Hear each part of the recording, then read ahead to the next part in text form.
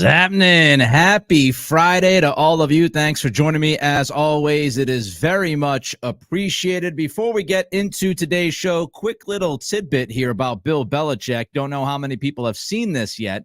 Just came out about 30, 40 minutes ago, but apparently The Athletic has learned that Bill Belichick will be writing a book.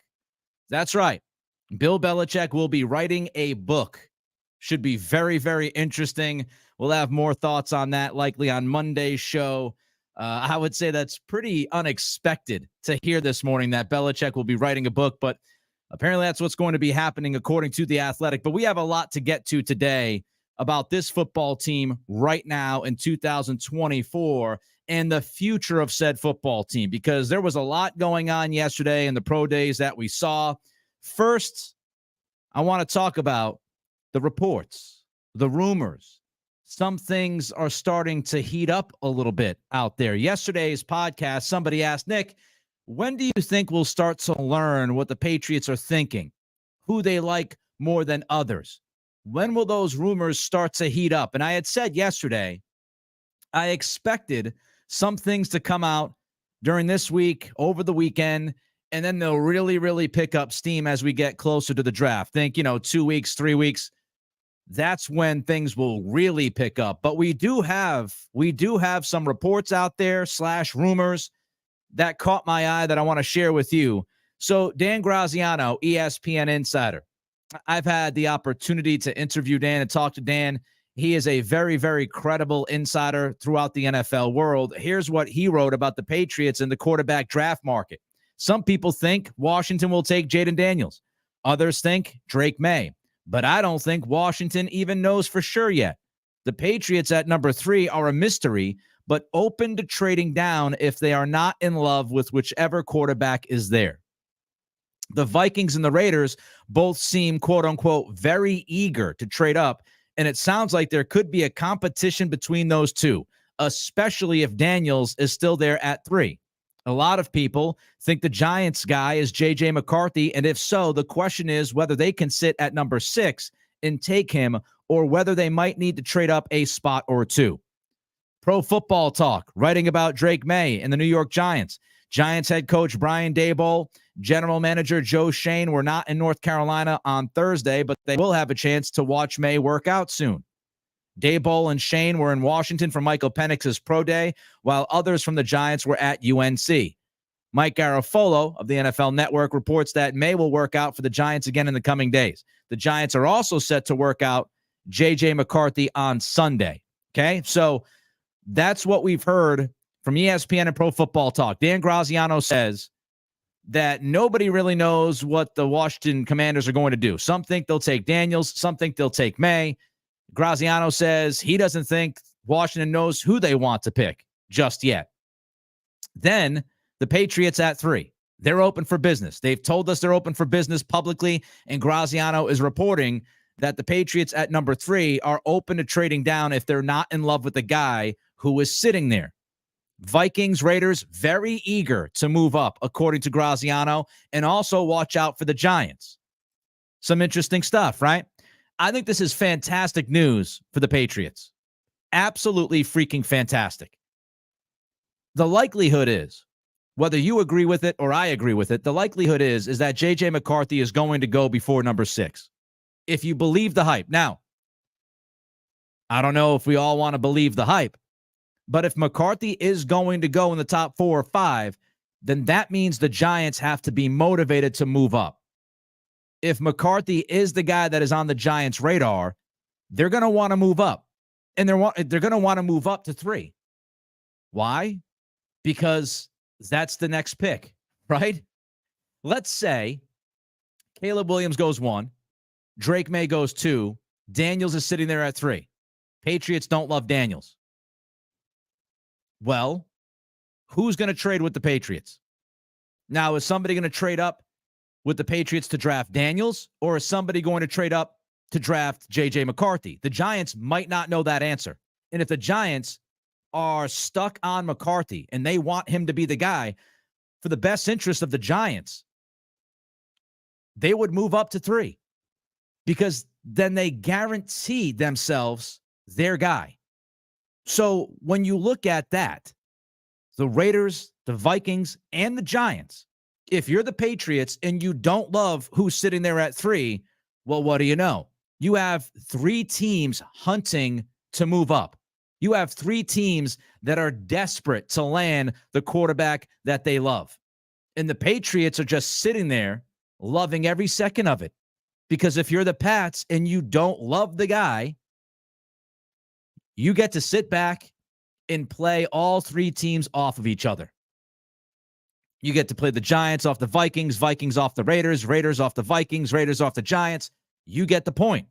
More teams involved means the market will continue to grow and grow and grow for that pick. More teams involved means that you can get a much better return if you decide to trade down. And so I think this is great news for the Patriots. The Vikings, Raiders, and Giants all hungry for that next quarterback, and you have the pick at 3. Washington is very likely to stick and pick at 2. That puts you in a perfect position to take advantage of every single one of those teams and get a ridiculous offer on that table. Gives you the opportunity. Here's the question I would have for the Patriots. Would they take less in return to pick at 6 instead of 11 or 13? And I want you to think about that for a minute. If you're Elliott Wolf and you have 3 options, let's say all 3 teams are interested in moving up to 3, and you're sitting in your office, you're sitting in the war room, whenever this happens, the conversations are happening. You can move down to Minnesota at 11, and you might get more from Minnesota. You could get more. You could get 11, 23, a future pick, whatever. You could move down to the Raiders. We know that Antonio Pierce has a very, very strong connection to Jaden Daniels. The Raiders want to move up. You're looking at 13. So you can trade down to 11 or you can trade down to 13. You're having that conversation with the front office. You're thinking about that. Then the phone rings, ring-a-ding-ding-ding-a-ding-ding-dingy, and you pick it up, and it's the New York Giants. The Giants want to move up to 3 because they want their guy. Would Elliott Wolf, would you take a little bit less? Would you take a little bit less to get that 6th pick to swap down to 6 instead of 11 or 13? And the reason I ask that is because at 6, you can get Joe Alt if you want that big left tackle for the next decade plus. You can get Roma Dunze. You can get Malik Neighbors. If you go down to 11 or 13, you might miss out on those blue chip prospects. So that's the question. It's a very interesting question. If you believe that Alt or Neighbors or Odunze are truly spectacular prospects, if you have them rated in your top 5 and you trade down to 11 or 13, you know that you're not likely to land any of those guys. If you move down to the Giants, you are absolutely going to get one of those gentlemen. Because if you're trading the 3rd pick, you know the top 3 picks are going to be quarterbacks. And if the Giants, Raiders, and Vikings are all trying to fight for a pick to move up, if one of those teams decides that, hey, man, I love 2 guys, right? I'm fine moving up to 4, and they work a deal with Arizona. The first 4 picks could be quarterbacks. And if you're sitting there as the Patriots at 6, that means you have a shot. You might even have a shot. And I know this is crazy. It's an unlikely scenario. But a lot of people believe that Marvin Harrison Jr. is the best player in this draft. Many people would tell you that. Here is a scenario. It's an unlikely scenario, but this is just talking it out. If you're Elliott Wolf and you're looking at these 3 options, do you want to move down to 13, 11, or 6? And how much are you willing to take less from the Giants to stick at 6? Because there is a scenario. The top 4 picks in the draft, all quarterbacks. Let's say it's Williams, Maye, Daniels, McCarthy. At 5, you've got a fascinating case, don't you? You have the Chargers. You have Jim Harbaugh. Harbaugh loves running the football, loves offensive line play, believes that you build your team in the trenches first. They don't have Keenan Allen. They don't have Mike Williams. Do the Chargers draft a receiver at 5, or do they draft the tackle? Is Jim Harbaugh sitting there saying, oh, man, I need Joe Alt in my life because of his vision of offensive football? Because if it played out that way, the Patriots could be sitting at 6 and land Marvin Harrison Jr. Again, I don't think it's a very or highly likely scenario, but it is a possible and plausible scenario. You get 4 quarterbacks taken in the top 4. The Chargers with Jim Harbaugh decide, let's go offensive line, and they draft Alt at 5. Harrison Jr. can land right in your lap at 6. And I'll add more to this idea in a minute. But first, I remind you, give us that thumbs up. Don't forget, every single thumb counts. More likes on YouTube means more eyeballs. Let's continue to build this community. Let's build the support, expand the reach. Give us that like. Also subscribe, trying to hit 3,000 subscriptions by April 8th. And we're about, I think, 230 or so away. So we need a major push for that. So don't forget to like. Don't forget to subscribe. I want to jump to a couple of super chats before I continue as well on this idea of the Giants and these trade ideas with the Patriots moving down from 3, if that's what they're entertaining. After the huddle, what's up, buddy? Grow is at the UNC Pro Day. Seemed to be taking notes on pass catchers' thoughts. Also, report came out about BB writing a book. Yeah, I mentioned that at the very top. Belichick, according to The Athletic, is going to write a book. We'll probably get to that more on Monday. We got a lot to cover today. This is the unfortunate part of having a 30 to 45-minute podcast. I can't hit everything, right? So we'll get more into the Belichick stuff hopefully early next week, depending on what happens over the weekend. As far as grow at UNC, Tez Walker.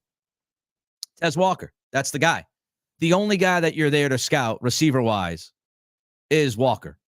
And if you draft Drake Maye and you put him with Tez Walker, that's kind of fun, isn't it? Walker has some questions. Not the best route runner. Has had some issues with drops. Had a lot of issues the week of the Senior Bowl. Yesterday at the Pro Day, looked better, but he's big. He's an ex-receiver. He's fast, and he has that chemistry with Maye. So if you draft Drake Maye at 3, you absolutely will have an opportunity to get Tez Walker, whether it's at 34 or you feel like you get a trade into the late first. But I do think Walker will be there at 34. So that's what I make of Grow being there. Ryan James, I like Maye. Do you still want him? Yes. We'll get into that a little bit more in a minute, Ryan, but I absolutely still want Drake Maye as the quarterback. If you're sitting there at 3 and he's there, you take him. All right. So let's get back to this idea. Dan Graziano says that the Raiders and the Vikings are very eager to move up. The Patriots are open to trading. The Giants also interested in J.J. McCarthy, might have to move up. The Giants, Daniel Jeremiah, a few weeks ago, he had his conference call with the media. And somebody asked him what it would take from the Giants to move up to the Patriots at number 3.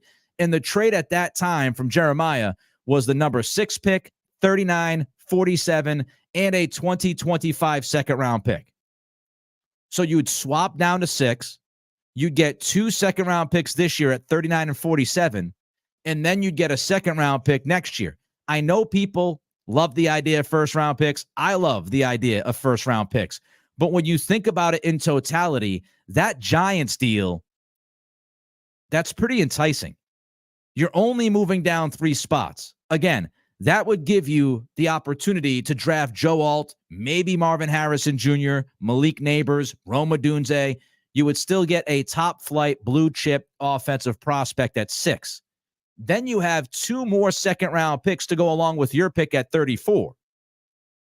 So the Patriots, what you would be looking at, if you made that hypothetical deal with the Giants, you'd be looking at having the 6th pick, and then in the second round, you would have 34, 39, 47. What that would do is create a bunch of options, a ridiculous amount of options. You could move 34 and another pick to move up into the first round. You can move 34 and 39 and maybe another pick to make a massive leap into the first round. If you wanted to be aggressive like Nick Caserio, you can trade 2 of those second-round picks and another pick and maybe get into the top 20. And then maybe you draft Joe Alt at 6 and you draft Brian Thomas of LSU in the top 20, and that's your wide receiver guy that you've been targeting, right? There's just a lot of different options.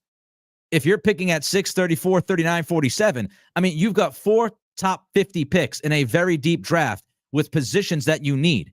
You can easily walk out. If you have 4 top 50 picks, you can easily walk out with your quarterback, your wide receiver, your offensive tackle, and another top 50 prospect.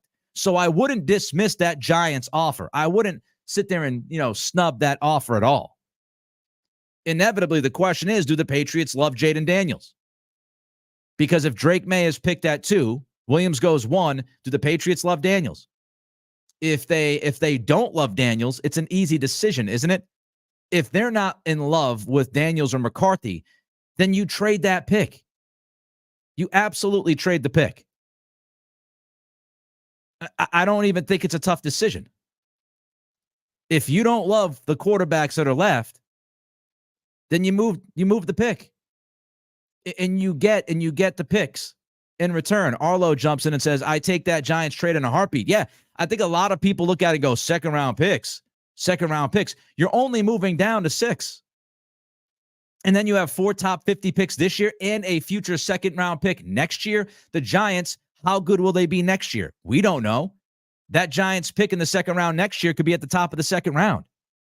And that gives you all sorts of flexibility. Now you've got 2 2s next year. You've got 3 2s this year. You can move up the board. You can move down the board. You can move into next year's draft. There's so many different things that you can do. You can be very creative. The other question I have is, does Daniels love the Patriots? I know the whole Cap quote tweet. We covered it on the pod going back a couple weeks ago. But there was the report out there that Daniels' camp, they weren't in love with the idea of playing in the Northeast. So that's also something we have to keep an eye on. Who are the Patriots squarely focused on at number 3? We've got another report coming up for you in a minute. But first, don't forget to give us that thumbs up. Don't forget to subscribe if you're listening on Apple Pods, Spotify, rate and review. And if you're on Spotify or Apple Pods, catching us on demand, just float on over anytime during the day. You can do this at any time during your day. Float on over to the podcast, give us a thumbs up, and subscribe.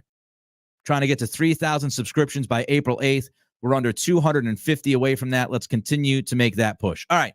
Mike Reiss is awesome, right? We all agree. Reiss's Pieces is tremendous. He's one of the most beloved guys in the media. I can tell you from being in the Boston media for a while, nobody behind closed doors would say a bad thing about Mike Reiss. Not only is he a very, very good dude, but he is also very good at what he does. He is not somebody who throws stuff up against the wall. Very credible. And so I pay attention to when Mike Reiss writes something. And Mike Reiss wrote this. Drake Maye impressed Gerard Mayo. He's quote-unquote squarely on the team's radar if he is available. Now, I've read Mike Reiss a lot. Mike Reiss doesn't always come out and directly say they want this guy. That's their guy. They'll do whatever it takes to get that guy. He leaves kind of subtle hints from things that he's heard. And so when Mike Reiss writes that Drake Maye is squarely on the radar of the Patriots and that he impressed Mayo, you know what I take that? I take that as the Patriots would love Drake Maye. The Patriots are absolutely 100% interested in Drake Maye. I also bring this to you. Andrew Callahan had Tom Curran on his podcast down at the league meetings in Orlando. And they had a conversation. During that conversation, Callahan said that he believes Alex Van Pelt and company are fans of Drake Maye. So you've got Mike Reiss saying Drake Maye is squarely on the radar of the Patriots, which tells me, again, he impressed Mayo, quote unquote, tells me the Patriots are into Drake Maye. Andrew Callahan backs that up on the Pats Interference podcast. Great stuff from Andrew, friend of the program. He backs that up by saying he believes Alex Van Pelt and company, they like Maye. They're fans of Maye. So let's get into Drake Maye. Talked about Daniels yesterday. Let's talk about Maye. If Gerard Mayo was as impressed as Reiss writes with Maye, and if Maye is squarely on the radar of the Patriots at number 3, you know what that tells us? That tells us Mayo was playing some games this week. When he talked about Drake Maye's floor, when he talked about room to grow, Mayo was playing the game. Was Mayo playing chess? When everybody else was playing checkers? He was playing the game. Oh, there could be 5 quarterbacks. If this is true, if Maye is squarely on the radar, and I believe Mike Reiss, he's as good as it gets. Maye is squarely on the radar of the Patriots at 3, and Mayo was impressed by him. Then that tells us that the floor conversation, Mayo throwing out, oh, there could be 5 quarterbacks. That's all games. That's all smokescreen. And it begs the question for the Patriots, is it Drake Maye at 3 or bust? Do they look at this and say, he's our guy? And if Maye goes 2 and Williams goes 1, we're not necessarily in love with the idea of these other 2 quarterbacks in McCarthy and Daniels. So we'll move out. So is it Maye or bust at 3? If it is Maye or bust at 3, then it's easier for the Patriots and Elliott Wolf to strategize. Because now Wolf, if he knows, if he's starting to talk to people, and if Maye's not there, he's already set things up throughout the league. I can guarantee you this. He might not know the final deals that are on the table right now because you wait until draft night to get as much as you can unless somebody just comes in with a bounty that's ridiculous and you laugh yourself to the bank. Elliott Wolf will have everything in line. He'll understand what the Vikings are offering, the Raiders, the Giants. If those 3 teams are truly trying to trade up, he'll know what he has on the table. And as soon as if Maye goes number 2, Wolf knows, all right, this is what I have. And I'll pick up the phone. I'll pick up the phone and I will take one last call from all 3 of those teams and see who is really wanting to move up. You field all the offers and then you deal it down. And it's with this in mind, we get into Drake Maye's pro day yesterday. Because as we hear this from Mike Reiss, that the Patriots, they look at Maye, he is squarely on their radar at 3. He impressed Gerard Mayo. Was Maye's pro day yesterday, to a point, was it targeted at the Patriots? What do I mean by that? Get to it in a minute. Like, subscribe. If you love our stuff, exclusive content on Patreon, patreon.com/Nick Cattles, Cattles, $5 a month, $1.25 a week. Exclusive content. Going to drop the mailbag today. It's a very, very detailed mailbag that I'll be dropping today. Also, ad-free podcast. Every podcast we do, ad-free on the Patreon page starting next week.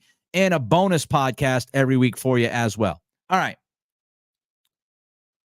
Did Drake Maye target his pro day to the Patriots? Let's first look at Maye's pro day. Big picture. I thought he missed 3 or 4 throws early on. He had a couple of out routes that he airmailed. He missed 3 or 4 throws on the day. Jaden Daniels missed 4 or 5 throws on the day. So both guys missed some throws early on during the script. I thought Maye cooked late. He had that 60-yard bomb on the run, showing you while he's moving the pocket that he has an absolute freaking cannon.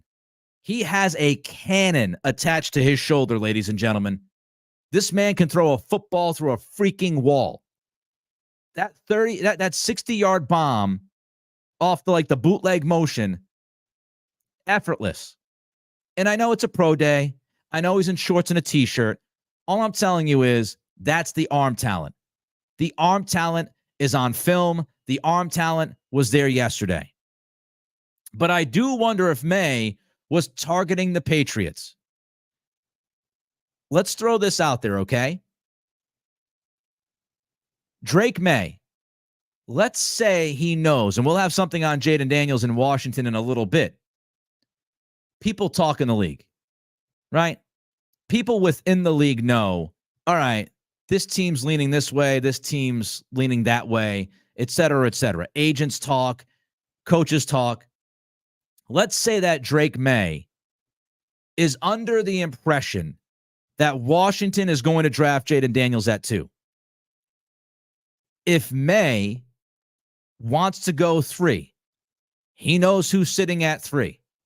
So if he knows or he feels strongly that it's Caleb Williams, Jaden Daniels, 1 and 2, if he feels strongly about that, maybe he's been told that by somebody,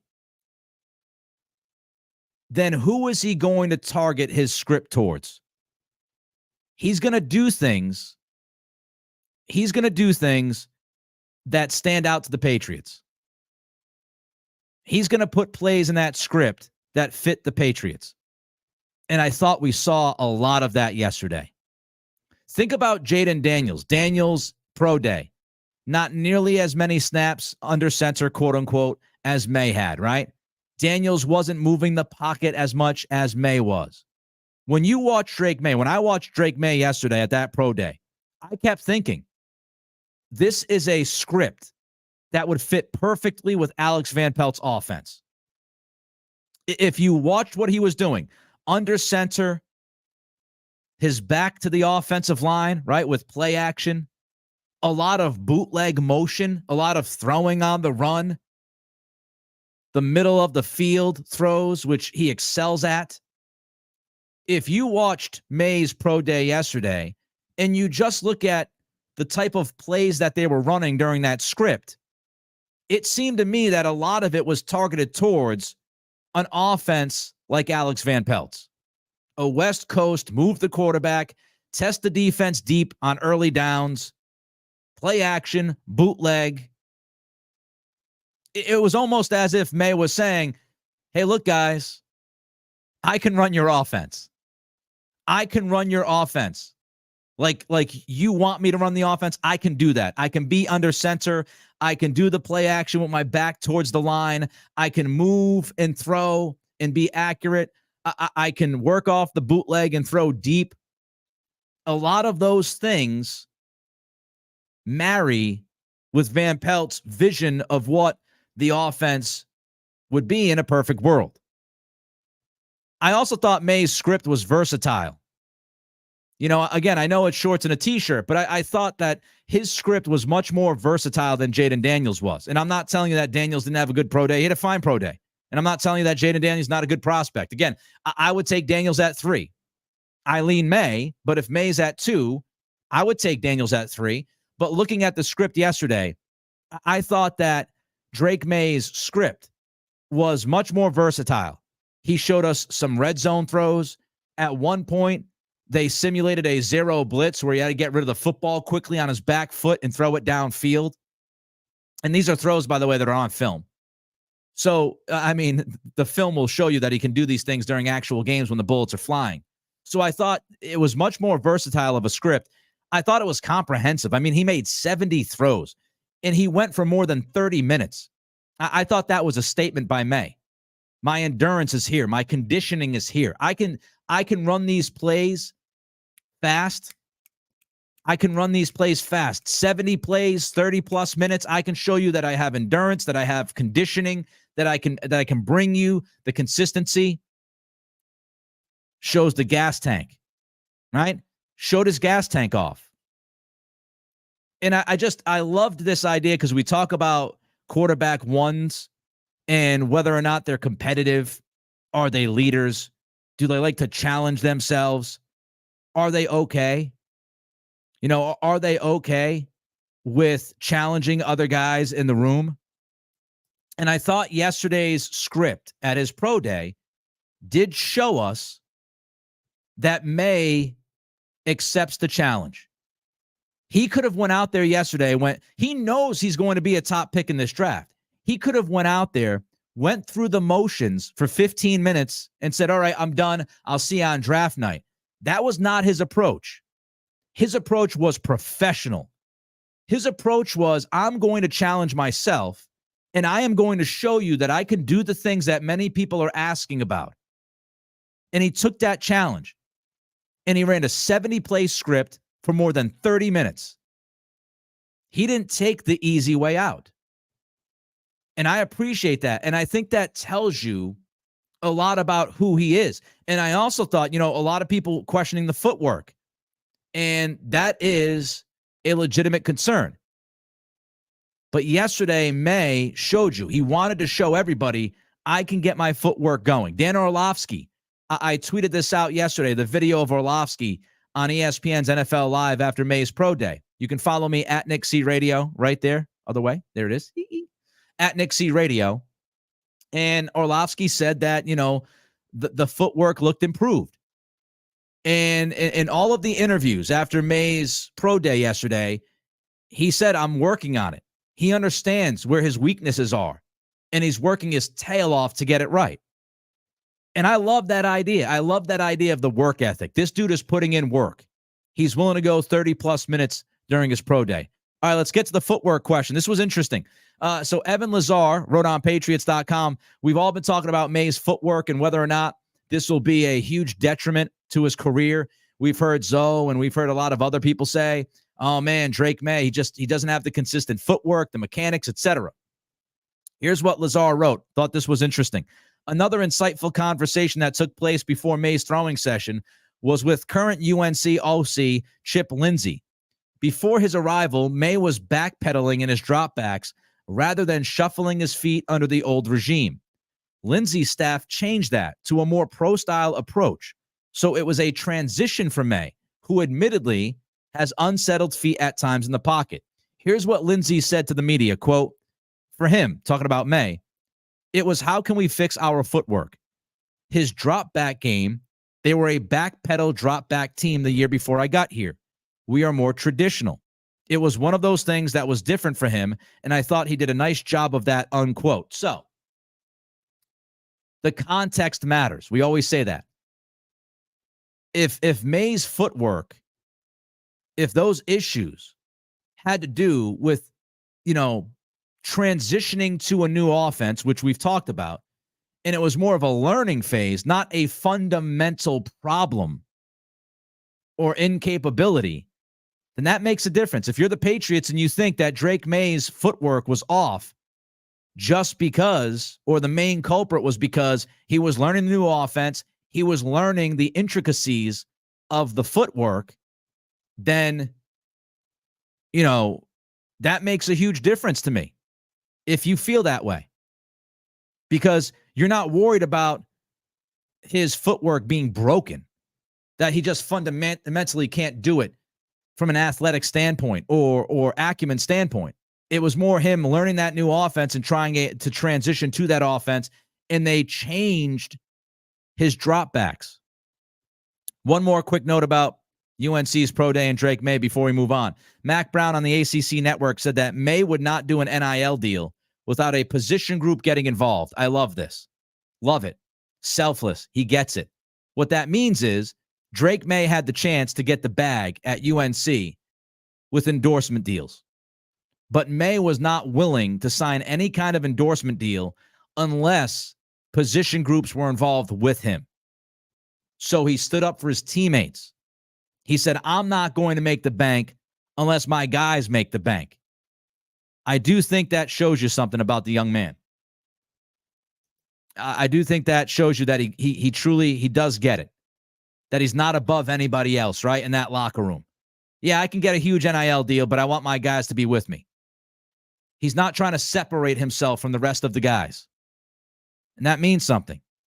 Drago Arts FX Super Chat, thank you. I disagree with your either or quarterback choice. They need to identify and get their guy whatever it takes. The quarterback position is too important not to do that. Not really sure what you mean by do whatever it takes. I don't. So Caleb Williams is going 1 to Chicago. Patriots can't move up to 1. Are you saying they should move up to 2 to get Daniels or Maye? Is that what you're implying? Is that what you're saying, that they should do whatever it takes, which is, hey, if you got to move up to 2 to get your guy, you move up to 2 to get your guy? I mean, I don't necessarily disagree with the idea of moving up and getting your guy. The problem is that the two teams above you, they want quarterbacks. So I'm not really sure the either or quarterback choice. Again, I want them to take a quarterback at 3. I would take Drake Maye at 3. I would also take Jaden Daniels at 3. But if they don't love those guys, then they're not going to draft those guys at 3. What I don't want them to do, Drago, is to pick a quarterback that they don't love, just to pick a quarterback to make you and me happy. That's what I don't want them to do. So I'm not really sure. I mean, if you love the quarterback at 3, you pick the quarterback. I've said that from day one. I'll continue to say it until draft night. And I'd be fine with Maye or Daniels. But from the team perspective, if they don't love one of those guys, then you're not just drafting a dude to draft a dude. And you're not going to move up because the 2 teams above you want a quarterback. So your hands are tied. Drago says, I'm saying they should identify their guy. Yeah, I think they are. I think that's what they're doing. I think they're trying to identify who their guy is.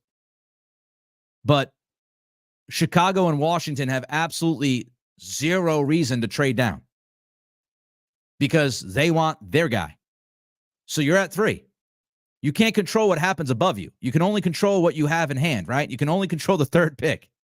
So if you absolutely love Caleb Williams and Drake Maye and they go 1-2, then you pivot.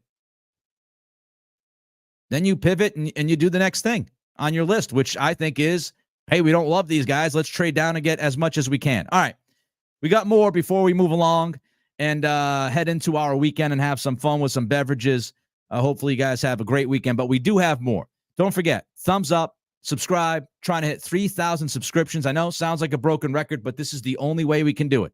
By you liking this program, commenting, and subscribing, trying to hit 3,000 subscriptions by April 8th. If you love what we do, we also have a Patreon page you can check out. $5 a month, $1.25 a week. Patreon.com/Nick Cattles. Okay. There were more pro day notes.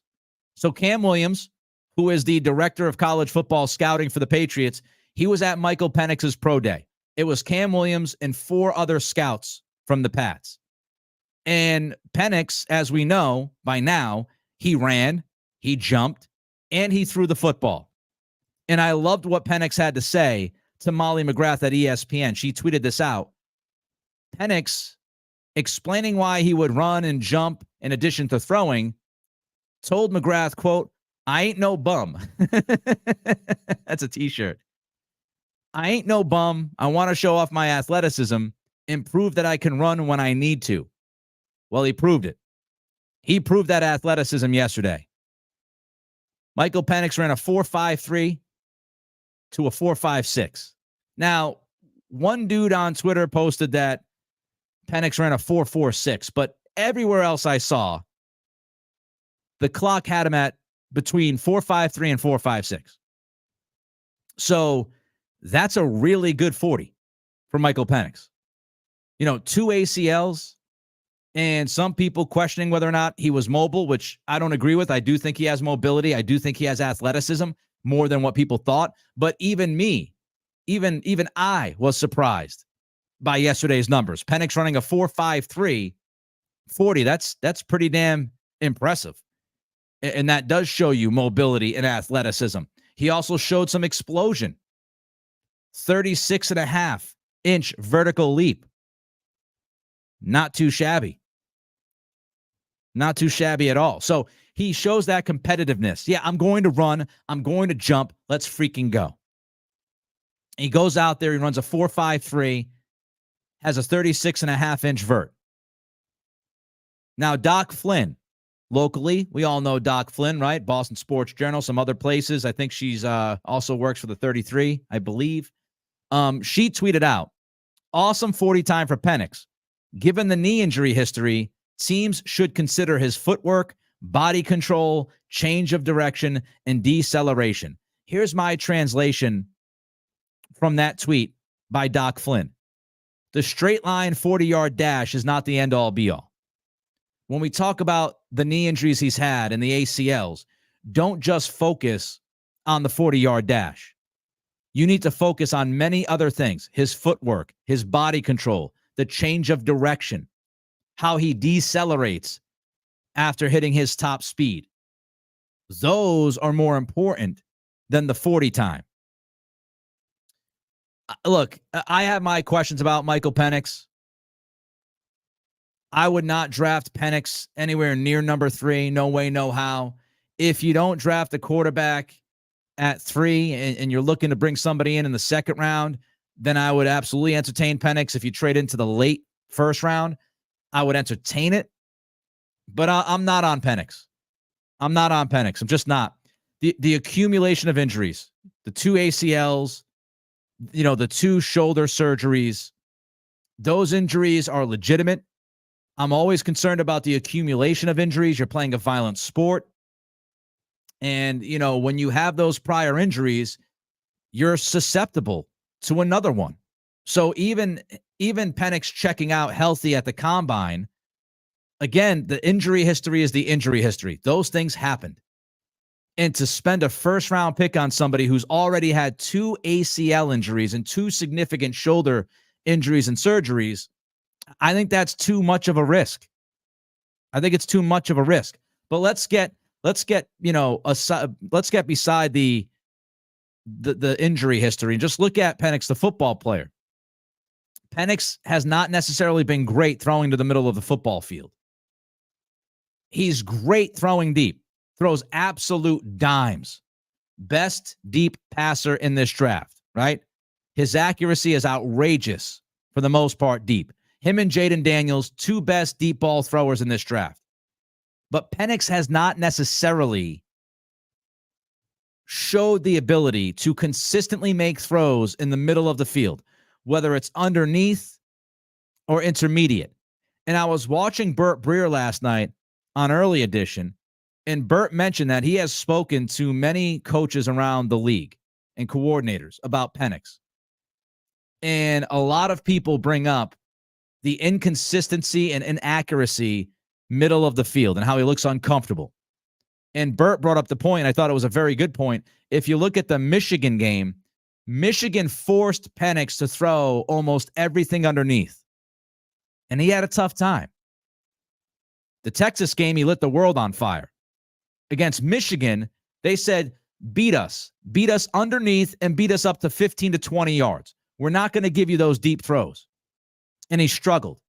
He's also struggled against pressure, even with the better mobility. So I have my questions about Penix. I'm not on Penix. I know many people believe that Penix can be the guy. I think he could end up starting in the NFL for sure, but I think he's a very specific fit for a very specific team, and I would be afraid of the injury history to spend a first-round pick on him. And so I look at Maye, I look at Daniels, I look at McCarthy, I look at all of those guys being better opportunities than Michael Penix. All right. One other thing I wanted to bring up before we bid you adieu. Brian Kelly, head coach, LSU. It's about family, right? It's fake-ass accent down in Baton Rouge. Brian Kelly was interviewed during Jaden Daniels' pro day. I don't know how many of you saw this, but when he was talking about Daniels, Kelly said Daniels is going to get the ball out to his playmakers and make plays. Okay, perfectly fine, right? Nothing wrong with that comment. He's going to get the ball out of his hand to his playmakers and make plays. But Brian Kelly added 2 words at the end of his statement. Those 2 words, for Washington. Did Kelly slip? Did Brian Kelly slip up? Did he accidentally slip up when talking about Jaden Daniels? The full quote was, Jaden Daniels is going to get the ball out to his playmakers and make plays for Washington. Does Brian Kelly know? Does Brian Kelly know that Daniels is headed to Washington? Does he know that Jaden Daniels is Cliff Kingsbury bound to run that offense for Dan Quinn? I don't know. But it's a very, very interesting slip of the tongue by Brian Kelly. Of course, Kelly, head coach of Jaden Daniels, right? And the head coach talks a lot to the quarterback and a lot to the players before they get drafted. And they talk a lot to the teams, talk a lot at the pro days to these teams. And so that could be a fascinating slip of the tongue.